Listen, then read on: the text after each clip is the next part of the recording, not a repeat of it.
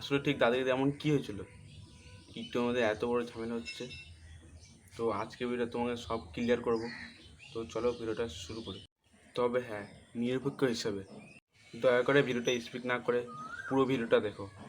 আশা করি ভিডিওটা তোমরা বুঝতে পারবে, মেবি সবটাও বুঝতে পারবে তোমরা।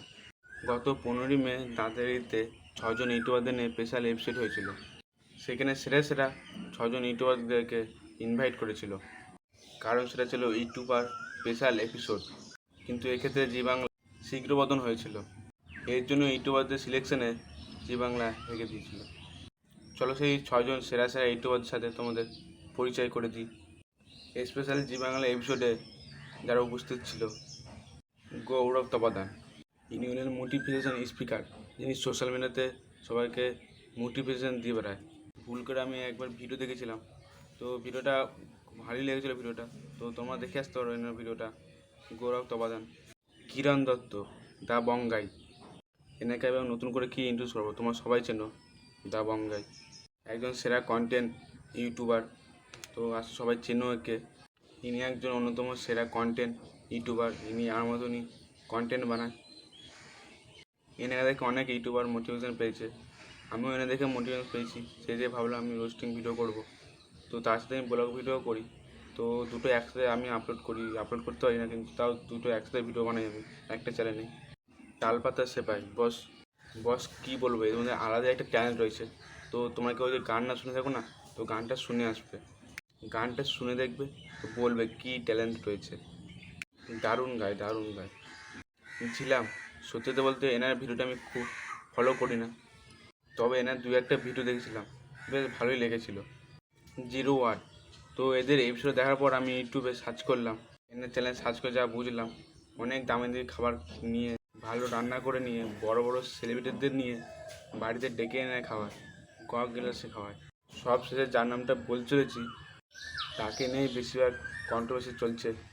তাকে নিয়ে যত জল্পনা কল্পনা শুরু হয়েছে, যা পারো সব কিছু শুরু হয়েছে। যার নাম হলো দুর্বা। মেয়েটা সেই সুন্দর কিউট লাগে দেখতে, তো এত সুন্দর কিউট মেয়েদের দেখানোর জন্য, তো এত সুন্দর এপিসোড না করালে আমি এই দুর্বাকে এত সুন্দর কিউট মেয়েকে দেখতেই পারতাম না। এর জন্য জীবাঙ্গকে অনেক অনেক ধন্যবাদ।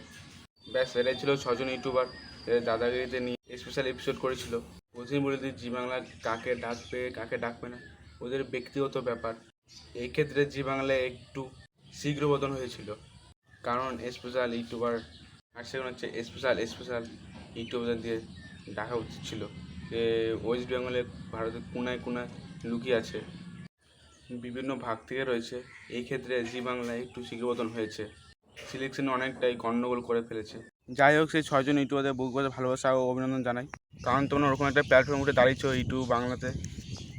তো এবার আসি মধ্য কথায়, কেন কন্ট্রোভার্সি এরকম শুরু হয়েছিল। তো চলো দেখে এসো, দেখো। দাদাগিরি এই ইউটিউব এপিসোড শেষ হওয়ার একদিন পরে সিনেমা, মানে বাংলা অন্যতম একটা সেরা ইউটিউবার, সেই দাদাগিরি স্পেশাল এপিসোডের উপরে একটা রোস্ট ভিডিও বানায়। সেই বড় বড় টাইটেল করে লিখে দেয় সাউথ বেঙ্গল ভার্সেস নর্থ বেঙ্গল, থাম্বনেলে লিখে দেয় সাউথ বেঙ্গলের দাদাগিরি। এটা আমার কিছুটা মনে হচ্ছে সিনেমাপে ছেলে মানুষই, কারণ একটা বড় ইউটিউবার কাছ থেকে এরকম ভেদাভেদ আশা করিনি। এই ক্ষেত্রে ছেলেমানুষি করে সিনেমা নিজের পেছনে নিজেই বাস মেরেছে, ব্যাস মানতেই হবে। তারপর ওই সিনেমার ভিডিও কেন্দ্র করে রাহুল একটা ভিডিও বানিয়ে দিল, ওই সিনেমা তার একটা রিপ্লাই দিয়ে দিল। তারপরে সেই শুরু হলো কুরুক্ষেত্র, বঙ্গায় ভেসে সিনেমাপের বা কন্ট্রোভার্সি। এরা বাংলা দুটো বড় ক্রিয়েটার, এরা একের উপরই কাদা ছোড়াছুড়ি করছে। কাদা ছুড়ি করছে না, যে বহুদিনের রাগ হিংসা ঘৃণা যা ছিল সব উপরে ফেলেছে।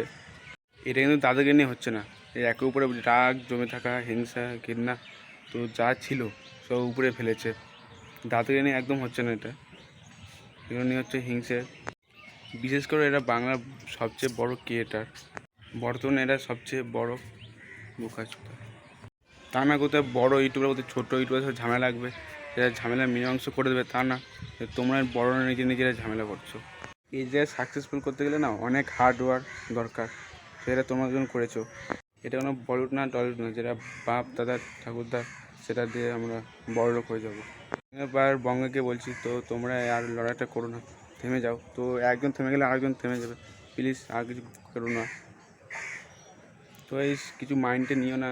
তো গাইস ভাই রোস্ট করলাম এদেরকে নিয়ে, ও ওদের রোস্ট করলাম, কিছু মনে করো না। তো গাইস ভিডিওটা এই পর্যন্ত। ভিডিওটা কেমন লাগছে প্লিজ কমেন্ট করে জানাবে।